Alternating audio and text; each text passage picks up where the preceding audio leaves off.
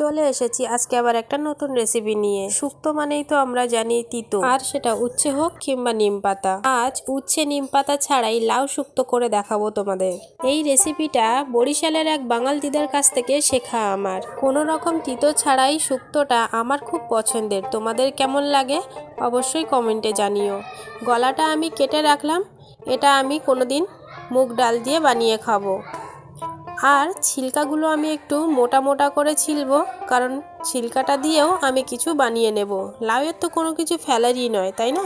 তো যাই হোক, লাউয়ের ছিলকাটা ছিলে নেবার পরে আমি গোটা গোটা লাউটাকে আগে ভালো করে জল দিয়ে ধুয়ে নিয়েছি। তারপর লাউটাকে আমি কুচাবো। তো আমি যতটা পারছি পাতলা পাতলা করে লাউগুলোকে কেটে নিচ্ছি।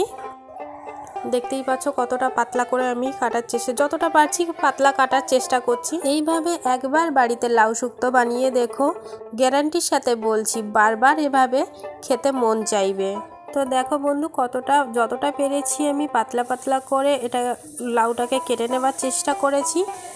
তো এরপরে ছিলকাগুলোকে দেখো আমি বেশ একটু মোটা মোটা করে কেটে রেখেছি। ছিলকাগুলোকে আমি পরে কোনো একটা কাজে লাগিয়ে নেব। ভর্তা কিংবা ভাজা খেতে বেশ ভালোই লাগে লাউয়ের ছিলকা। আর গলাটা রেখে দিয়েছি আমি পরে মুগ ডাল দিয়ে বানাবো। নমস্কার বন্ধু, আমি কাজলের রান্নাঘরে তোমাদেরকে সকলকে স্বাগত জানিয়ে শুরু করছি আজকের রান্না। প্রথমে আমি কড়ার মধ্যে বেশ কিছুটা তেল নিয়ে নিলাম।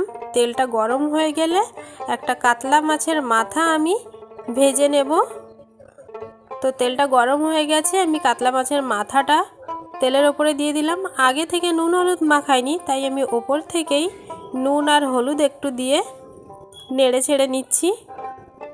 তো কাতলা মাছের মাথাটা আমাকে খুব ভালো করে ভেজে নিতে হবে। এখানে মাছের মাথার একটা সাইড ভালো করে ভাজা হয়ে গেছে, তো আমি উল্টে দিচ্ছি আর একটা সাইডও আমাকে বেশ ভালো করে ভেজে নিতে হবে, যাতে মাছের মাথা থেকে কোনো গন্ধ না আসে, কারণ এই রান্নাটার মধ্যে কোনো রকম মশলা পড়বে না। তো সেই কারণে মাছের মাথাটাকে আমাকে খুব ভালো করে ভেজে নিতে হবে। তো যাই হোক, মাছের মাথাটা আমার খুব ভালো করে ভাজা হয়ে গেছে। তো এখানে আমি ব্যবহার করব কিছু ফোড়ন। আমার কাছে কালো সর্ষে সাদা সর্ষে মিশানো ছিল, তো সেই কারণে আমি সাদা সর্ষেটাও সাথে দিচ্ছি, না হলে এখানে শুধু কালো সর্ষে দিলে চলবে। তো যাই হোক, এখানে আমি কালো সর্ষে নেই, তো দু রকম সর্ষে মিশিয়ে ফোড়ন দিলাম। সাথে দিলাম আমি রাঁধুনি আর 3টে তেজপাতা। রাঁধুনি তেজপাতাটা অবশ্যই দিতে হবে, সাথে পারলে 2টো শুকনো লঙ্কাও ফোড়নে দিয়ে দেবে। ফোড়ন থেকে যখন খুব সুন্দর গন্ধ বেরোতে শুরু করলো, আমি কুচিয়ে রাখা লাউগুলোকে দিয়ে দিলাম। সবগুলো লাউ কড়াইতে দেওয়ার পরে আমি আন্দাজ মতো একটু হলুদ দিয়ে দিলাম আর স্বাদ মতো নুন দিয়ে দিলাম। দিয়ে ভালো করে আমি এটা মিক্সড করে নেব। তারপর একটা ঢাকনা দিয়ে আমি কড়াটাকে ঢেকে দেব। এই ধরে নাও 5 মিনিটের জন্য আমি কড়াটা ঢেকে দেব। ফিরে আসছি আবার 5 মিনিট পর। 5 মিনিট পর ঢাকনাটা খুলে আমি লাউটাকে বেশ ভালো করে নেড়ে ছেড়ে নিচ্ছি। প্রিয় দর্শক বন্ধু, আমার রান্নার ভিডিও যদি তোমাদের ভালো লাগে, একটা লাইক আর কমেন্ট করার অনুরোধ রইল। এমন নতুন নতুন ভিডিও পাওয়ার জন্য আমার চ্যানেলটা সাবস্ক্রাইব করে পাশে থাকা বেল আইকনটি টিপে অল বোতামটা টিপে দেওয়ার অনুরোধ রইল। যখনই আমি কোনো নতুন ভিডিও ছাড়বো, সবার আগে তোমাদের কাছে নোটিফিকেশান পৌঁছে যাবে। আর আমার বরিশালের বাঙাল দিদার হাতের এই শুক্তোটার মতো শুক্তো আগে তোমরা কখনো খেয়েছো কিনা অবশ্যই জানিও কমেন্টে। আমি শুকনো লঙ্কা ফোড়নে দেইনি, তাই 2টো কাঁচা লঙ্কা দিলাম। আর এখানে হাফ চা চামচ মতো আদা আর রাঁধুনি বেটে দিয়েছি। দিয়ে ভালো করে সেটাকে আবার নেড়ে ছেড়ে মিশিয়ে নিচ্ছি। অবশ্যই এটা যত ভালো করে নেড়ে ছেড়ে মিশিয়ে বা কষিয়ে রান্না করবে ততই ভালো হবে। আর রান্নাটা কিন্তু তোমরা হাই ফ্লেমে করবে না, এটা মিডিয়াম টু লো ফ্লেমে রেখেই রান্নাটা করবে। পারলে গ্যাসটা কমিয়ে রান্না করতে পারো, তাতে আরও ভালো হবে। পুরো রান্নাটা খেয়াল করে দেখো, আমি কিন্তু এই রান্নাটাতে কোনো রকম জল ব্যবহার করিনি। এটাতে জল ব্যবহার করলে স্বাদ নষ্ট হয়ে যাবে।